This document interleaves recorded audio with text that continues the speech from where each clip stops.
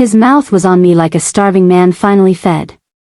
The way he pressed me against the wall, his hands gripping my thighs, his tongue devouring me like I was his last meal, I swear I almost lost my voice from the moans that ripped out of me. I remember clutching his hair, pulling him closer, begging without words for more.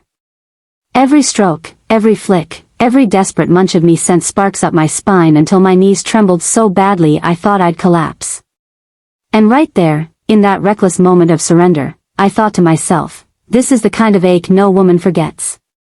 But before I take you deeper into this confession, let me pause and say this. If you're listening right now, hit that like button, subscribe to this channel, and share this video. Trust me, what I'm about to tell you, it's the kind of story most women take to their graves. But me? I decided to let it out, here, in secret, because the hunger inside me has always been too much to keep quiet. I wasn't always this reckless. I wasn't always this woman, sneaking kisses in the shadows, letting another man's mouth take me to places my husband hadn't touched in years. Back then, I was just another wife living in the suburbs. You know the picture, quiet neighborhood, the squeal of kids' bikes outside, sprinklers hissing on summer afternoons. My husband and I had been married for 8 years. We had stability, bills paid on time, decent cars in the driveway.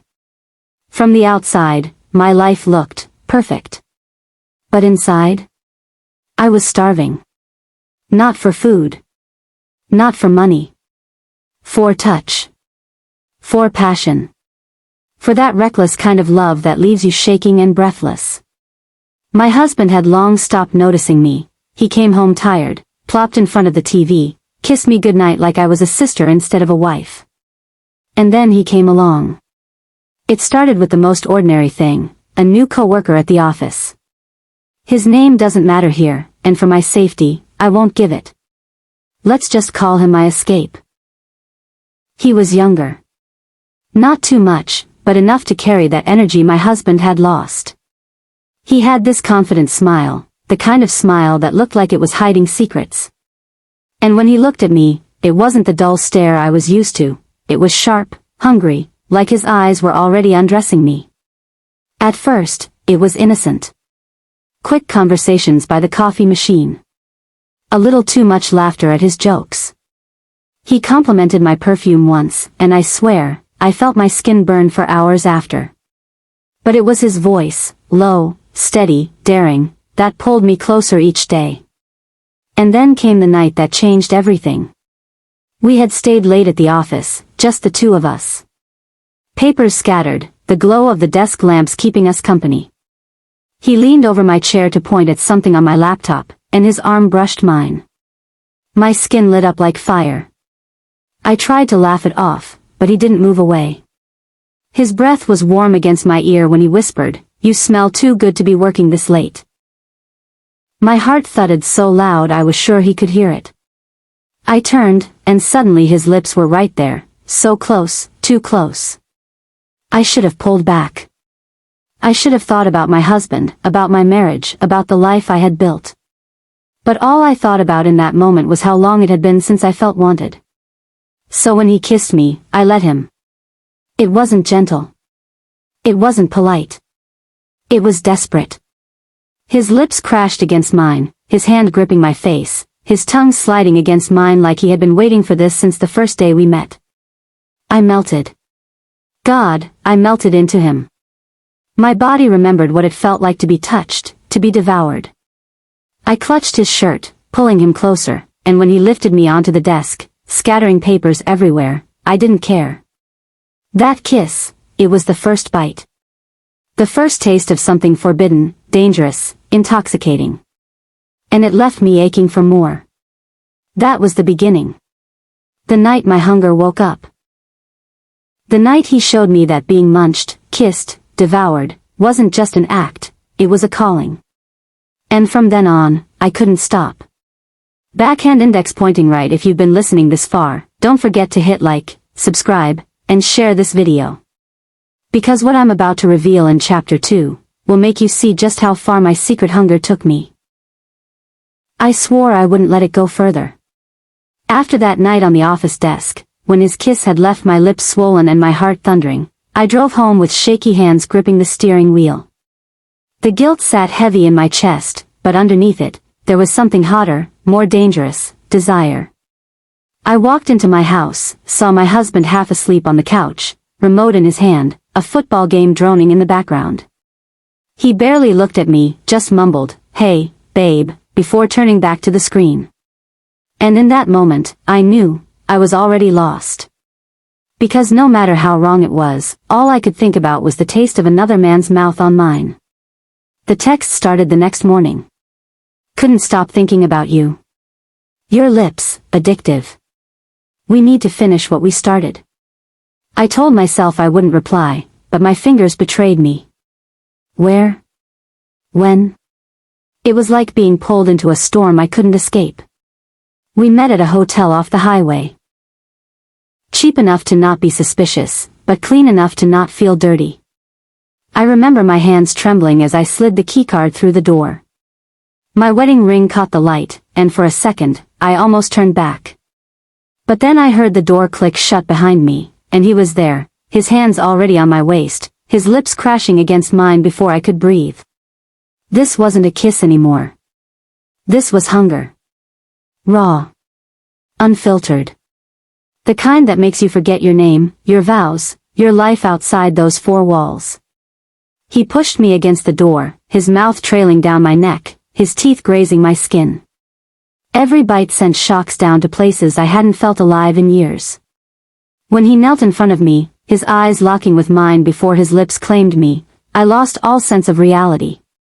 His tongue was merciless, his mouth working me like he had studied the map of my body and found the one place that could undo me completely. And I gave in. I let the moans spill out of me, raw and uncontrolled. My hands gripped the door, my legs shaking as waves of pleasure crashed over me. He munched me like I was the only feast he ever needed. Vigorous. Relentless. Every flick, every suck, every hungry pull of me pushed me deeper into that forbidden high until I wasn't thinking of anything else. Not my husband. Not my marriage. Not the risk. Just the ache. And the way he turned that ache into something unbearable, then beautiful. When it was over, I collapsed onto the bed, gasping, my skin damp with sweat, my body trembling. He lay beside me, grinning, his lips glistening with my sin.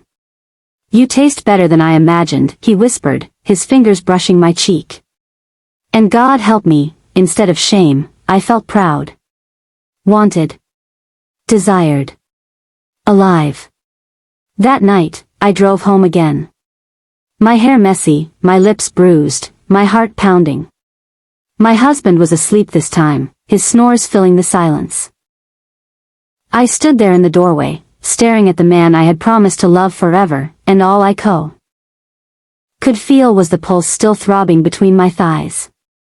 And I knew, this was only the beginning. Kiss mark if you're still listening, hit that like button, subscribe to this channel, and share this video. Because trust me, what came next was hotter, riskier, and far more dangerous than I ever imagined. Kiss mark if you're still listening, hit that like button, subscribe to this channel, and share this video. Because trust me, what came next was hotter, riskier, and far more dangerous than I ever imagined. The next time was supposed to be the last. At least that's what I kept telling myself. I told him in the parking lot, while I sat in my car, pretending I was strong enough to end it. This is wrong. I can't keep doing this. My voice shook as I said it. But then he leaned in, his hand brushing mine, and whispered, "If it's wrong, why does it feel so damn good?" And just like that, I was undone. We started meeting every week. Sometimes twice. Hotels. His car. Even once in the back of my office when everyone else had gone home.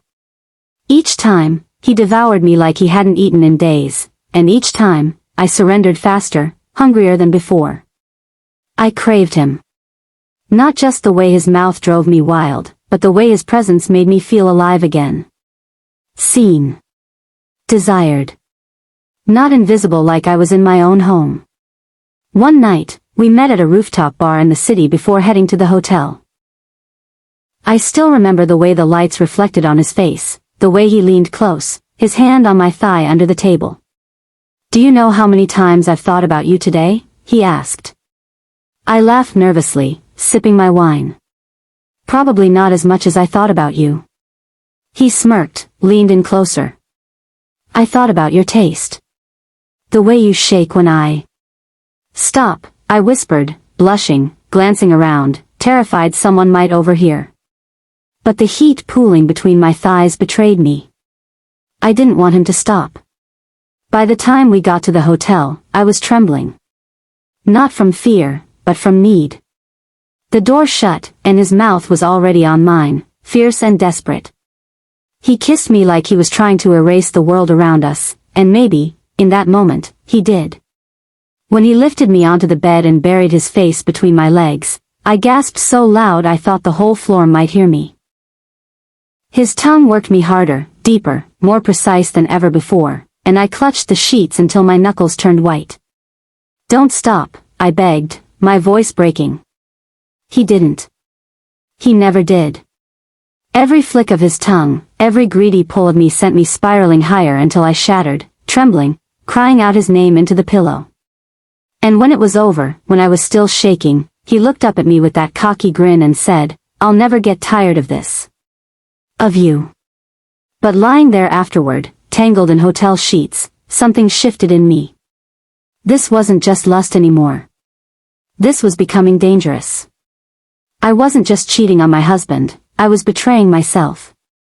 And yet, the thought of stopping felt unbearable. Because he wasn't just giving me pleasure. He was giving me escape. Loudspeaker, before I go on, let me pause here. If this story has you hooked, don't forget to hit that like button, subscribe, and share. There's more you don't want to miss. Trust me, it only gets more intense from here. Driving home that night, I caught myself smiling in the rearview mirror. My lips were swollen, my body still humming, my heart reckless. And a terrifying truth settled in my chest. I didn't just want him anymore. I needed him. I used to think I was careful. But when desire burns through your veins, careful becomes just a word you whisper to make yourself feel less guilty. He texted me in the middle of the day.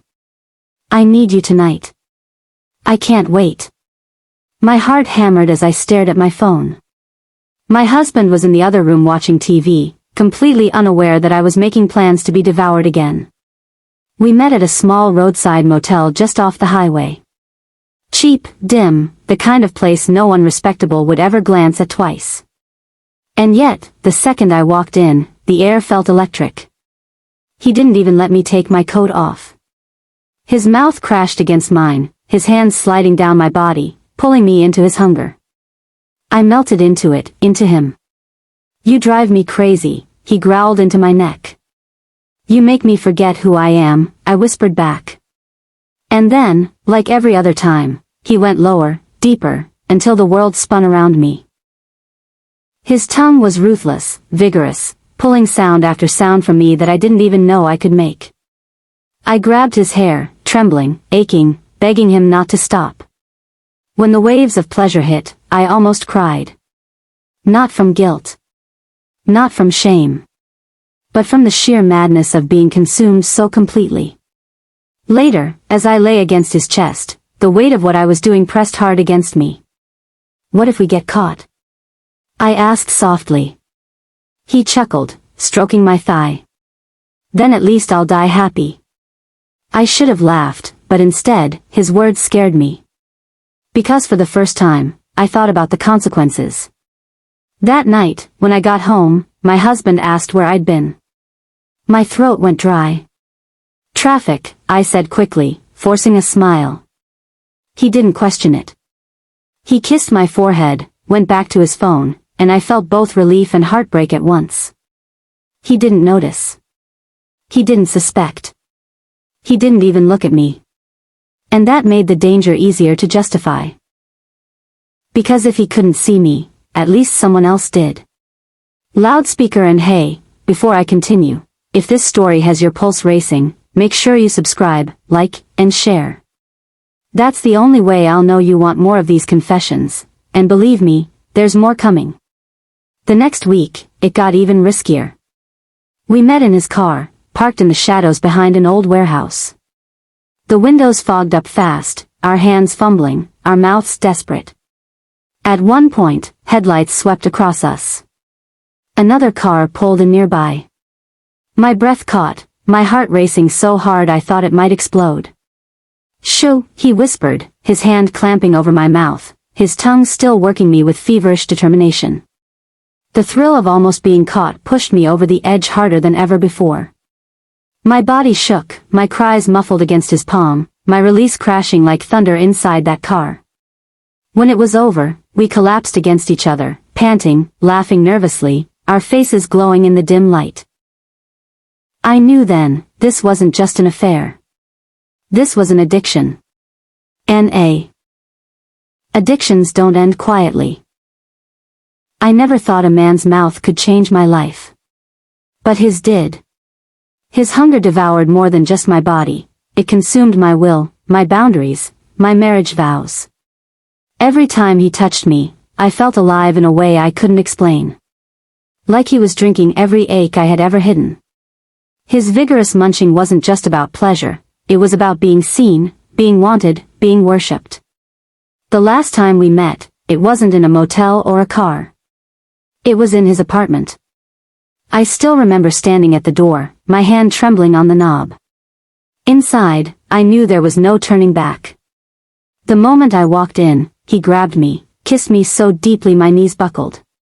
I gasped, melted, and before I could even catch my breath, I was already undone. His mouth claimed me over and over, his tongue merciless, his pace feverish. I couldn't stop the sounds leaving me, couldn't stop my body from trembling, couldn't stop the tears rolling down my cheeks, not from sadness, but from overwhelming release. When it ended, I lay there staring at the ceiling, my chest rising and falling like I'd run a marathon. And that's when it hit me, I wasn't just cheating. I was surrendering. At home that night, I crawled into bed beside my husband.